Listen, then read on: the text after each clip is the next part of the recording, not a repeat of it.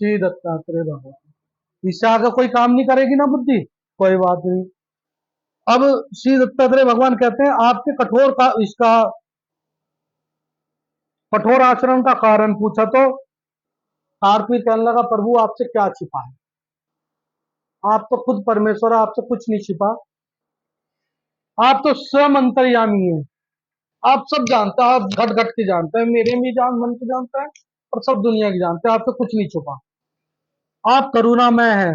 श्री दत्तात्रेय प्रभु उसके भक्ति भाव से, जब उसने भगवान से करुणामयी वो करी ना कि आप दयालु हैं, आप कृपालु हैं, आप तो अंतर्यामी हैं, आप हम परमेश्वर है, हे परमेश्वर आपसे क्या छुप सकता है और मैं आपसे मांग क्या सकता हूँ।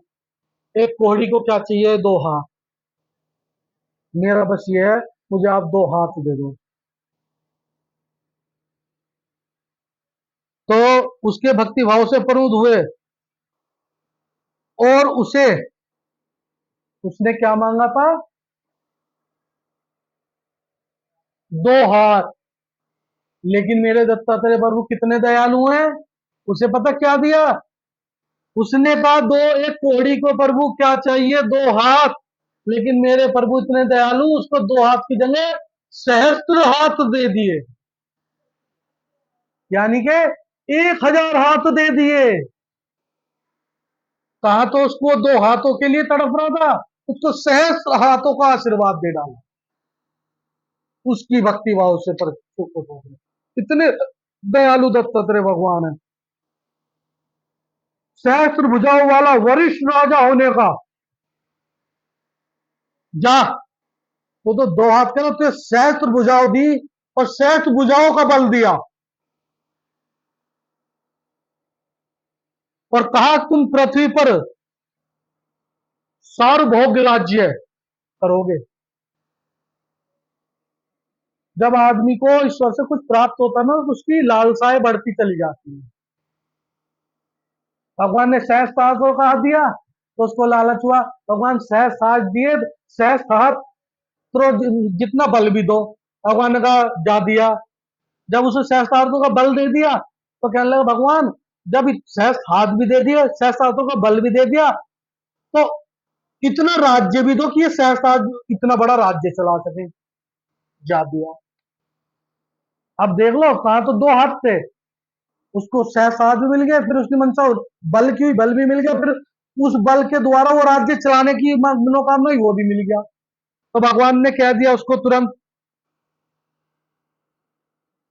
सार्वभौम राज्य जा दिया तुझे। लेकिन उसको एक चीज और बता दी, जब उसकी मनसा और लालसा बढ़ती गई ना, क्योंकि जब भगवान किसी भक्त को वरदान देते हैं तो उसको चेतावनी भी एक जरूर देते हैं साथ में। और जब किसी को बल, सहस्त्र हाथ और उनको भोगने के लिए इतना बड़ा राज्य मिल जाए, फिर अहंकार कहां चढ़ के बोलता है, मति पर, फिर वो भूल जाता है सब कुछ। तो भगवान ने उसको आशीर्वाद दे दिया, लेकिन भगवान ने उसको 3 शर्तें रखी कि तेरा राज्य अखंड होगा और जब तक होगा, जब तक तू 3 ये दोष नहीं कर देगा या तेरे से नहीं हो जाएंगे। पहला गो हत्या, ब्राह्मण और स्त्री, गो गाय पर, ब्राह्मण पर और स्त्री पर जब तक तुम्हारी अपार श्रद्धा रहेगी और तुम इन पर हाथ नहीं उठाओगे, तब तक तुम्हारी प्रतिष्ठा और राज्य सत्ता की मर्यादा को कोई हानि नहीं पहुंचा सकेगा। अब तुम बताओ क्या भगवान ने कोई इतनी बड़ी बात रखी इसके सामने, केवल यही तो रखी, एक गाय पर, एक ब्राह्मण पर, एक स्त्री पर। आपको क्या नहीं करनी, हाथ नहीं उठाना और अपना भाव और श्रद्धा रखनी है। और जब तक आप ये अपराध नहीं कर दोगे, जब तक तुम्हारी सत्ता को कोई हानि पहुंचाने वाला ही नहीं होगा, चाहे उसके लिए 100 साल हो जाइए, चाहे 200 साल, चाहे 1000 साल। लेकिन अभी मैंने बताया, जब आदमी की बुद्धि, सत्ता का नशा जब चढ़ता है ना दिमाग पे आदमी के, उससे बड़ा कौन, फिर तो मैं और मैं। क्योंकि वो भूल बैठा होता है कि जो मैं मिली है ना, वो मैं तो तेरी कमाई हुई है।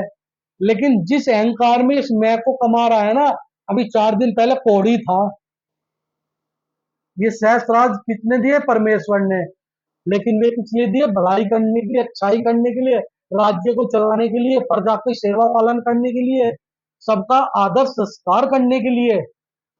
लेकिन एक दिन तो बुद्धि भैया खराब हो ही जाती है, और जब बुद्धि खराब होती है, अच्छे से अच्छे इंसान की मति मारी जाए। वर प्राप्ति के पश्चात वह सहस्त्रार्जुन के नाम से वो हुआ विख्यात राजा। जब भगवान ने उसको वर दे दिया, तो पहले क्या बोलते थे उसको? कार्तवीर राजा, कार्तवीर्य राजा। भगवान के वरदान के बाद वो प्रसिद्ध हुआ सहस्त्रार्जुन के नाम से, तो उसको सहस्त्रों वो हाथ मिल गए थे, और सुखपूर्वक राज्य विभाग का वो उपयोग करने लगा। लेकिन कहते हैं ना, भाग्य की गति बड़ी प्रलभ होती है। लोभ के कारण भगवान की बातों को भूलकर वो क्या कर बैठा? उसने गो पर हाथ उठाया और शस्त्र से स्त्री तथा ब्राह्मण की हत्या करने का वो हत्या का वो लग गया उसको पाप, और वो दुर्गति को प्राप्त हुआ, क्योंकि भगवान की बात उसको समझ में नहीं आई।